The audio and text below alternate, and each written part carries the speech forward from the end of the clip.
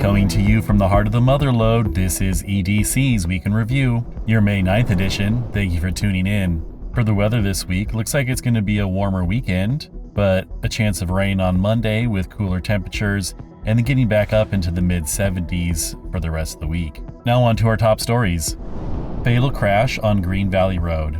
A head-on collision on Green Valley Road killed 84-year-old Joanne Allison on May 3rd. The other driver, Cheyenne Wright, 34, with two children in the car, veered off the road hitting a curb, rebounded back into the lane, then crossed into oncoming traffic, striking Allison's vehicle. Allison was pronounced deceased at the scene. Wright was seriously injured and was hospitalized and later put under arrest. The two children, ages 7 and 3, sustained minor injuries and were treated at the hospital. CHP is investigating with alcohol and drugs not yet ruled out. In related news, a serious collision at Marshall and Prospectors Roads left a motorcyclist with major injuries. The May 6th incident involved a motorcycle rear-ending a car under unclear circumstances. Sheriff's deputies and firefighters responded swiftly, and the rider was airlifted to a hospital with CHP investigating.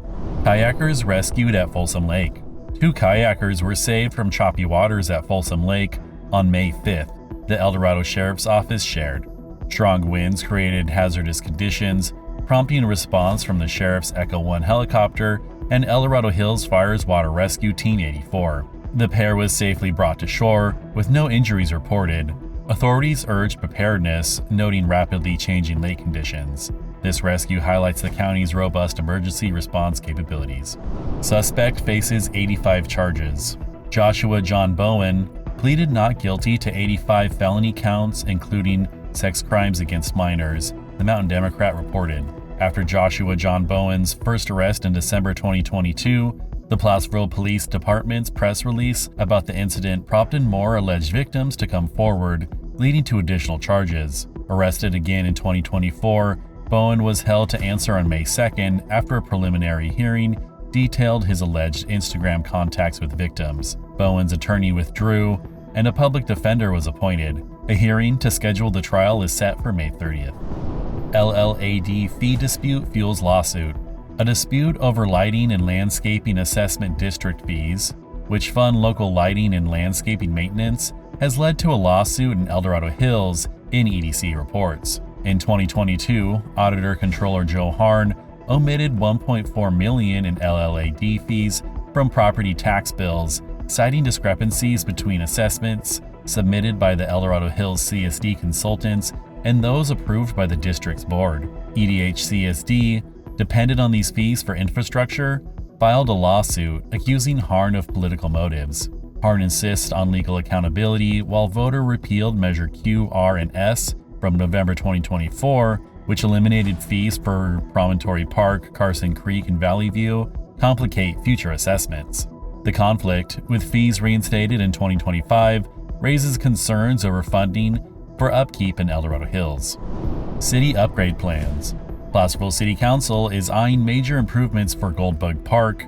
Proposals from an April 30th meeting include electric golf carts for accessibility, new picnic tables, and AEDs for safety. A downtown sound system and portable stage were also discussed to enhance events. A swamp cooler for the stamp mill aims to improve summer tours. These upgrades will elevate the park's appeal and safety for county residents and visitors. And now for some news nuggets. El Dorado County law enforcement leaders have endorsed Riverside Sheriff Chad Bianco for governor in 2026, supporting his law and order platform to address rising crime and state policy concerns. El Dorado Hills CSD voted 4-0 on May 1st to advance cityhood studies, launching financial and environmental assessments to explore incorporation and enhance local control. On May 25th, Placerville and Columbus Historic Episcopal Churches will hold a Rogation Day service to pray for community and crops, celebrating their Gold Rush-era heritage. Ice House Road Rehabilitation Project to begin May 12th and last through October, completing the final phase of an 8 to 10 mile roadway reconstruction, with lane closures causing up to 30-minute daytime and 60-minute nighttime delays. Mosquito Road will close from May 27th to August 3rd for bridge and drainage maintenance, with a detour via Rock Creek Road. 13-year-old James Stowe from Cameron Park earned a spot at USA Water Polo's national team selection camp. showcasing his potential for the U.S. men's national team. Local veterinarian Leslie Silva will throw the first pitch at the Sacramento River Cats' Bark in the Park on May 18th, honored for her dog-inspired song 7. Virtuoso pianist Thomas Pandolfi will perform Chopin and Gershwin at Georgetown's IOF Hall on May 18th. And on to our closing stories. Homeless individual reunited. The county's homeless outreach team recently made a heartfelt impact by reuniting a homeless man with his family in Florida, as shared by the sheriff's office. After a year in the county, the individual stayed at the Navigation Center, where he worked towards independence.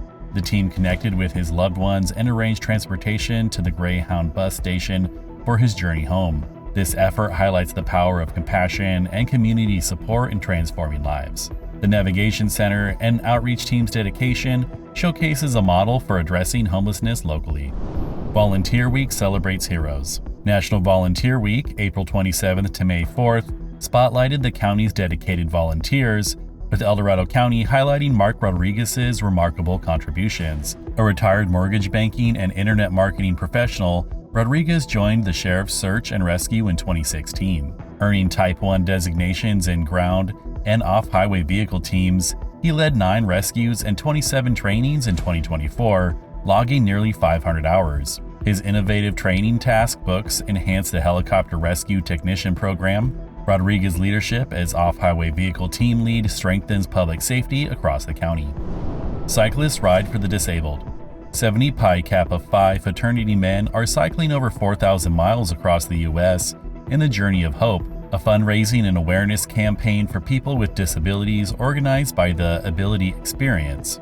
Starting from Seattle and San Francisco, the two teams will converge in Washington, D.C., cycling about 75 miles daily, while each member aims to raise at least $6,500 toward a $500,000 goal. Along the route, cyclists participate in friendship visits with disability communities, engaging in activities like dances and advocacy events. On June 9th, the North Route team will join UCP of Sacramento at a local autism program for adults, Meristem, where the community is invited to join in Fair Oaks.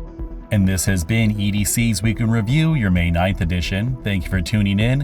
And as always, if you enjoy our content, please like, subscribe, and share with a friend. And if you want to learn more about these stories, please see the show notes.